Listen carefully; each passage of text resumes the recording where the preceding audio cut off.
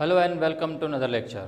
आज के लेक्चर में हम डिस्कस करेंगे reactions of s block element. जो फर्स्ट ग्रुप और सेकेंड ग्रुप के एलिमेंट्स जो हैं उनकी मुख्तलिफ एलिमेंट के साथ रिएक्टिविटी क्या है। ठीक है, तो नाउ लेट्स बिगिन। अब आप देखें कि एस ब्लॉक एलिमेंट के जो रिएक्शंस हैं उनमें सबसे पहला रिएक्शन जो है now that is the reaction with the halogens. अब हैलोजन के साथ सपोज कर लेते हैं कि हमारे पास एक फर्स्ट ग्रुप का एलिमेंट है और दूसरी तरफ हम डिस्कस करेंगे सेकेंड ग्रुप के एलिमेंट। और फर्स्ट ग्रुप के जो एलिमेंट्स हैं, ठीक है, और सेकेंड ग्रुप के एलिमेंट्स हैं, अगर हम इसको डिस्कस करें तो फर्स्ट ग्रुप का कोई भी मेटल जब हैलोजन के साथ रिएक्ट करेगा तो जो हैलाइड्स बनेंगे उसका रेशो आप देख सकते हैं 1:1। इस केस में नेचर ऑफ द हैलाइड होता है आयनिक। नेचर ऑफ द हैलाइड क्या होता है? आयनिक। फर्स्ट ग्रुप के सारे हैलाइड आयनिक होते हैं। और दूसरी बात यह कि फर्स्ट ग्रुप का जो मेटल है ये एक इलेक्ट्रॉन लूज़ करता है, हैलोजन एक इलेक्ट्रॉन गेन, तो उनके ऑक्सीडेशन नंबर आप जानते हैं +1 और -1। एक रियल एग्जांपल लें, जैसे कि sodium belongs to the first group and react with chlorine, it form sodium chloride. यहाँ पर भी आप जानते हैं कि सोडियम और क्लोरीन की चार्जेस क्या हैं, +1 और -1। सिमिलरली सेकेंड ग्रुप के जो एलिमेंट हैं अगर वो हैलोजन के साथ रिएक्ट करें तो उनके मिलने का रेशो थोड़ा सा चेंज हो जाता है। जैसे कि सेकेंड ग्रुप का कोई भी मेटल हैलोजन के साथ रिएक्ट करे तो आप देख सकते हैं कि कम्बिनेशन जो है वो 1:2 में है। उसकी रीज़न ये है कि सेकेंड ग्रुप का एलिमेंट 2 इलेक्ट्रॉन लूज करता है तो ये 2 पॉजिटिव है। हैलोजन पर एटम 1 इलेक्ट्रॉन गेन करता है तो इस वजह से इसको हम ट्वाइस कर लेते हैं। तो रेशो जो है वो आप देख सकते हैं कि 1:2। सपोज अगर हमारे पास मैग्नीशियम है, if that magnesium is going to react with chlorine this will form magnesium chloride. तो आप देख सकते हैं कि मैग्नीशियम और क्लोरीन की कम्बिनेशन 1:2 में है। एक और रिएक्शन को डिस्कस कर लेते हैं। Now that is the reaction with nitrogen. Nitrogen के साथ जो रिएक्शन हैं उसमें सबसे पहले हम डिस्कस करेंगे फर्स्ट ग्रुप को और उसके बाद हम डिस्कस करेंगे सेकेंड ग्रुप के एलिमेंट्स को। तो फर्स्ट ग्रुप का कोई भी मेटल नाइट्रोजन के साथ रिएक्ट करेगा तो बनाएगा मेटल नाइट्राइड। मेटल नाइट्राइड की जो कॉम्बिनेशन है वो है 3:1। नाइट्रोजन के चूंकि आप जानते हैं कि आखिरी शेल में 5 इलेक्ट्रॉन है, 3 चाहिए, तो that's why 3 metal atom from the first group are needed to lose 3 electron so that nitrogen valence shell is going to be completed। तो इस केस में मेटल जो है ये 1+ है और इसमें 3 एटम होते हैं तो उसको थ्राइस कर लेते हैं, जबकि नाइट्रोजन की जो चार्ज होती है वो होती है 3- में। तो आई होप कि ये बात आपको समझ आ गई होगी। जैसे कि अगर हम सोडियम की बात करें जो फर्स्ट ग्रुप का एलिमेंट है, अगर ये नाइट्रोजन के साथ रिएक्ट करेगा तो बनेगा सोडियम नाइट्राइड। ठीक है, कंपोजिशन आप देख सकते हैं Na3N। सिमिलरली सेकेंड ग्रुप के एलिमेंट जब नाइट्रोजन के साथ रिएक्ट करते हैं तो मिलने का रेशो थोड़ा सा चेंज है। नाउ इस केस में सेकेंड ग्रुप का कोई भी मेटल नाइट्रोजन के साथ कंबाइन होगा तो बनेगा M3N2। इस केस में मेटल जो है ये 2 पॉजिटिव आयन होता है क्योंकि सेकेंड ग्रुप का एलिमेंट है और ऐसे 3 एटम है, जबकि नाइट्रोजन पर एटम 3- चार्ज है और ऐसे 2 एटम है तो 6 नेगेटिव ओवरऑल कंपाउंड आप जानते हैं क्या होता है, न्यूट्रल। तो कॉम्बिनेशन जो है जिस रेशो में हुई है वो है M3N2। जिस तरह से मैग्नीशियम अगर हम सेकेंड ग्रुप का एलिमेंट एज एग्जांपल लें तो magnesium is going to react with the nitrogen and it will form magnesium nitride. ठीक है, वेल अब इन जो फर्स्ट ग्रुप के एलिमेंट हों चाहे सेकेंड ग्रुप के एलिमेंट हों, अगर ओवरऑल रिएक्टिविटी की बात की जाए तो ये बात याद रहे कि फर्स्ट ग्रुप के जो एलिमेंट्स होते हैं उनकी रिएक्टिविटी सेकेंड ग्रुप के मुकाबले में थोड़ी सी ज़्यादा होती है और दोनों ग्रुप में reactivity top to bottom increase होती है क्योंकि इलेक्ट्रॉन लूज करने की एबिलिटी इनकी बढ़ती है। एक चीज़ और जो आपको याद होनी चाहिए वो ये कि आपकी टेक्स्ट बुक में एक सेंटेंस लिखा है कि बेरिलियम जो होता है that does not form nitride. ये जुमला बुक में तो डेफिनेटली लिखा है कि बेरिलियम नाइट्रोजन के साथ नाइट्राइड नहीं बनाता, पर आप किसी भी सोर्स को जो है आप फॉलो करके आप ये जो है मालूम कर सकते हैं कि बेरिलियम नाइट्राइड एग्जिस्ट करता है, बेरिलियम नाइट्राइड जो है वो भी बनता है। तो ये जुमला एक्चुअल में गलत है, but if you have to go for the entry test तो you have to follow your textbook. तो उसमें आप यही बात याद रखेंगे कि beryllium does not form nitride because of its least reactivity. हाँ, बेरिलियम नाइट्राइड नहीं बनाता, उसकी नेचर आयनिक शायद ना हो, कोवलेंट बन सकती है, बेरिलियम नाइट्राइड बनाता है, ये बात याद रखें। एक और रिएक्शन को हम डिस्कस करने जा रहे हैं। Now these are the reactions with oxygen. First group और सेकेंड ग्रुप के जो रिएक्शन है वो ऑक्सीजन के साथ क्या हैं। अब आप सब जानते हैं कि हैलोजन के साथ इन्होंने रिएक्ट किया तो हैलाइड बने, नाइट्रोजन के साथ रिएक्ट किया तो नाइट्राइड बने, अब ऑक्सीजन के साथ रिएक्ट करेंगे तो ऑक्साइड बनेंगे। पर आप सब ये भी तो जानते हैं कि ऑक्साइड 3 तरह के हैं, नॉर्मल ऑक्साइड, पर ऑक्साइड्स और सुपर ऑक्साइड्स। तो फर्स्ट ग्रुप के एलिमेंट और सेकेंड ग्रुप के एलिमेंट तकरीबन सभी किस्म के ऑक्साइड बनाते हैं, नॉर्मल ऑक्साइड भी बनाते हैं, पर ऑक्साइड भी बनाते हैं, सुपर ऑक्साइड भी बनाते हैं।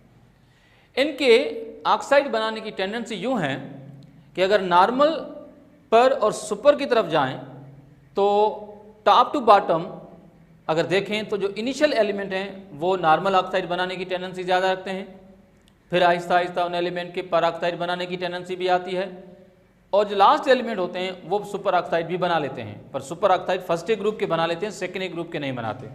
तो चलो देखते हैं कि फर्स्ट ग्रुप और सेकेंड ग्रुप के एलिमेंट कौन कौन से एलिमेंट कौन कौन सा ऑक्साइड बनाते हैं, उसकी नेचर क्या है। मिसाल के तौर पर पहला एग्जाम्पल अगर आप देखें जिसमें लिथियम ऑक्सीजन के साथ रिएक्ट करके लिथियम ऑक्साइड बना रहा है, इसमें लिथियम की चार्ज होती है पर एटम +1, ऐसे 2 एटम है तो उसको ट्वाइस कर लेते हैं, तो ऑक्सीजन की चार्ज है 2-, तो हम कहेंगे पहला जो ऑक्साइड है ये नॉर्मल ऑक्साइड है, क्योंकि ऑक्सीजन का ऑक्सीडेशन नंबर जब भी 2 नेगेटिव होगा तो हमेशा वो नॉर्मल ऑक्साइड होगा। ठीक है। सेकेंड केस में when sodium react with oxygen it form sodium पर ऑक्साइड। ना वाई पर ऑक्साइड, क्योंकि इसमें आप देख सकते हैं कि सोडियम की चार्ज जो +1 है, ऐसे 2 सोडियम हैं तो दोनों ऑक्सीजन की चार्ज भी 2- होनी चाहिए, तो इसका मतलब है कि पर ऑक्सीजन एटम चार्ज 1 नेगेटिव है, तो ऑक्सीडेशन नंबर 1 नेगेटिव है, तो इसका मतलब आप जान गए होंगे कि यहाँ पर जो ऑक्साइड है इसकी नेचर क्या है, ये पर ऑक्साइड है। तो लिथियम ने नॉर्मल ऑक्साइड बनाया, बल्कि सोडियम पर ऑक्साइड भी बना सकता है, सोडियम नॉर्मल ऑक्साइड भी बना सकता है, पर ऑक्साइड भी बनाने की एबिलिटी है। पोटाशियम जो है जब ये ऑक्सीजन के साथ कंबाइन हुआ तो बना KO2, इसमें पोटाशियम 1+ ऑक्सीडेशन नंबर, ठीक है, और जबकि ऑक्सीजन जो है इसके दोनों एटम की चार्ज जो है वो 1- की होनी चाहिए, तो इसका मतलब है कि ईच एटम कैरी ½ तो इसका मतलब है कि जब ½ ऑक्सीजन होता है तो ऐसी सूरत में इसको हम कहते हैं सुपर ऑक्साइड। तो इवन पोटेशियम ऑक्साइड और रुबिडियम ऑक्साइड ये दोनों जो हैं ये क्या हैं, सुपर ऑक्साइड्स हैं। तो आप देख सकते हैं कि फर्स्ट ग्रुप का पहला एलिमेंट वो नॉर्मल ऑक्साइड बना रहा है और बाद में पर ऑक्साइड भी बनाने लगे, और लास्ट वाले एलिमेंट जो हैं ये सुपर ऑक्साइड तक भी बना लेते हैं। मतलब रिएक्टिविटी जो होती है इन एस ब्लॉक एलिमेंट की टॉप टू बॉटम आप जानते हैं क्या होती है, वो इंक्रीज होती है। जब रिएक्टिविटी इंक्रीज होती है तो ऑक्सीजन के साथ मिलने का जो रेशो है वो बढ़ता जाता है। पहले 2:1 था, फिर 1:1 हुआ, फिर 1:2 हुआ। इन केसेस में अगर आप टॉप टू बॉटम देखें, lithium to sodium to potassium to rubidium oxide देखें तो मेटल का रेशो कम हो रहा है, ऑक्सीजन का रेशो बढ़ रहा है। ठीक है। सेकेंड ग्रुप के जो एलिमेंट हैं उनकी रिएक्टिविटी क्योंकि फर्स्ट ग्रुप के मुकाबले में थोड़ी सी कम होती है, इस वजह से सेकेंड ग्रुप के जो इनिशियल 3 एलिमेंट्स हैं they are forming normal oxide. जैसे कि बेरिलियम ऑक्सीजन के साथ आप देख सकते हैं 2+ एंड 2-, ये भी नॉर्मल ऑक्साइड है। मैग्नीशियम ऑक्सीजन के साथ मैग्नीशियम ऑक्साइड बनाता है, तो यहाँ पर मैग्नीशियम 2+ ऑक्सीजन 2-, ये भी नॉर्मल ऑक्साइड है। कैल्शियम ऑक्सीजन के साथ बनाता है कैल्शियम ऑक्साइड, तो यहाँ पर भी कैल्शियम 2+ है, ऑक्सीजन 2- है, तो ये भी नॉर्मल ऑक्साइड। तो शुरू के जो 3 एलिमेंट हैं सेकेंड ग्रुप के ये नॉर्मल ऑक्साइड्स बनाते हैं।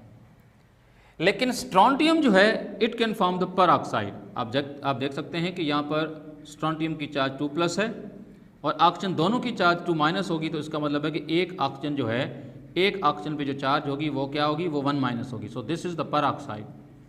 इवन तो लास्ट में जो कंपाउंड लिखा है बेरियम ऑक्साइड, ये भी पर ऑक्साइड है। तो आप देख सकते हैं कि शुरुआत नॉर्मल ऑक्साइड से होती है, फिर पर ऑक्साइड की तरफ जाते हैं। सेकेंड ग्रुप में सुपर ऑक्साइड्स नहीं बनते।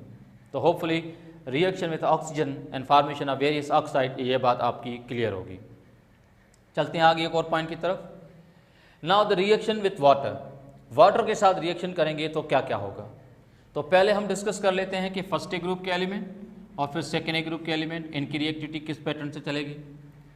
फर्स्ट ग्रुप का कोई भी मेटल है M, अगर वो वाटर के साथ रिएक्ट करेगा तो M पार्ट जो है इसके OH नेगेटिव पार्ट के साथ कंबाइन होकर बनाएगा मेटल हाइड्रोक्साइड, और हाइड्रोजन जो है वो सेपरेट होगी in the form of hydrogen gas.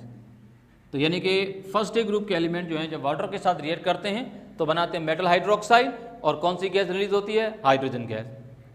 Real example की बात करें तो आप देख सकते हैं कि sodium when react with water it form sodium hydroxide and release hydrogen gas. Potassium होगा तो पोटेशियम हाइड्रोक्साइड और हाइड्रोजन गैस बनाएगा। तो फर्स्ट ए ग्रुप के एलिमेंट जो होते हैं वो नॉर्मली जिस रेशो में हाइड्रोक्साइड बनाते हैं वो है 1:1, यानी एक मेटल के साथ एक OH आयन, ठीक है, क्योंकि फर्स्ट ए ग्रुप के एलिमेंट मोनोवैलेंट है। सेकेंड ए ग्रुप के जो एलिमेंट हैं, अगर उसका भी कोई मेटल अगर वाटर के साथ रिएक्ट करेगा तो भी उसका मेटल जो है वो OH के साथ जाएगा और हाइड्रोजन अलग होगी in the form of hydrogen gas. फ़र्क यह है कि यहाँ पर रेशो जो था OH के साथ कंबाइन होने का वो S ब्लॉक के फर्स्ट ए ग्रुप में 1:1 था और सेकेंड ग्रुप में आप देख सकते हैं 1:2 है, क्योंकि मेटल जो होता है सेकेंड ग्रुप का वो वो आप जानते हैं कि डाइवैलेंट है। रियल एग्जांपल की बात करें तो magnesium when react with water it form magnesium hydroxide and hydrogen gas is release. Calcium react with water form calcium hydroxide and hydrogen gas is release. तो मेरे ख्याल में फर्स्ट ए ग्रुप के और सेकेंड ए ग्रुप के metal जब water के साथ रिएक्ट करते हैं तो ये बनाते हैं मेटल हाइड्रोक्साइड और कौन सी गैस रिलीज होती है, हाइड्रोजन गैस। थोड़ा सा आगे बढ़ते हैं, पर ये याद रखें कि जब हम वाटर की रिएक्टिविटी की बात करते हैं तो reactivity of first A group is greater than the second A group. First A group के मुकाबले में सेकेंड ए ग्रुप जो होते हैं उनकी रिएक्टिविटी चूंकि कम है तो वो थोड़ा सा स्लोली रिएक्ट करते हैं, जबकि फर्स्ट ए ग्रुप के जो रिएक्शंस हैं वाटर के साथ वो विगरस हैं, वायलेंट हैं, एक्सप्लोसिव हैं। यानी सोडियम जैसे ही पानी के अंदर थ्रो किया जाएगा तो it will explosively react with water because the reactivity is so high. और इवन इनकी जो रिएक्टिविटी है वो टॉप टू बॉटम भी बढ़ती है, ये बात भी याद रहे, चाहे वो फर्स्ट ए ग्रुप का एलिमेंट हो चाहे सेकेंड ए ग्रुप का एलिमेंट भी हो। यही पॉइंट मैंने लिखी है कि reactivity down the group increase, चाहे वो फर्स्ट ए ग्रुप हो चाहे सेकेंड ए ग्रुप हो, वाटर के साथ इनकी reactivity top to bottom increase होती है। अगर आपसे क्वेश्चन आए कि भाई सेकेंड ए ग्रुप में वाटर के साथ लीस्ट रिएक्टिव कौन है, तो your answer will be beryllium. उसके सेकंड बाद मतलब बेरिलियम के बाद की सेकंड एलिमेंट की बात करें उसकी रिएक्टिविटी जिसकी कम हो, now that will be the magnesium. अगर आप बुक फॉलो करें तो आप देखेंगे कि when magnesium react with water it react with the boiling water, but when calcium react with water, जब कैल्शियम वाटर के साथ रिएक्ट करता है तो यहां पर कोई कंडीशन नहीं है, दैट मीन्स के reaction is carried out at room temperature. और जब मैग्नीशियम वाटर के साथ रिएक्ट करता है तो टेम्परेचर चाहिए, हाई टेम्परेचर चाहिए, बॉइलिंग वाटर चाहिए, तो उसका इनडायरेक्ट मतलब ये है कि बेरिलियम जो होगा जो मैग्नीशियम से भी पहले है उसकी रिएक्टिविटी तो फिर और भी कम होगी, तो उसको तो डेफिनेटली बॉइलिंग वाटर ही चाहिए होगा, हाई टेम्परेचर पे रिएक्ट करेगा। कभी कभार बेरिलियम और मैग्नीशियम जो होते हैं ये अपनी सरफेस पे एक ऑक्साइड की लेयर भी बना लेते हैं, पर however beryllium and magnesium both react with water and water के साथ जब रिएक्ट करेंगे they react at higher temperature. That means कि सेकेंड ए ग्रुप की रिएक्टिविटी थोड़ी सी स्लो है, इस वजह से थोड़ा सा टेम्परेचर भी चाहिए। तो होपफुली आप समझ गए होंगे कि एस ब्लॉक एलिमेंट जो है इनकी रिएक्टिविटी क्या है और कौन कौन से रिएक्शंस आपके सिलेबस में हैं। That's it for now, thank you.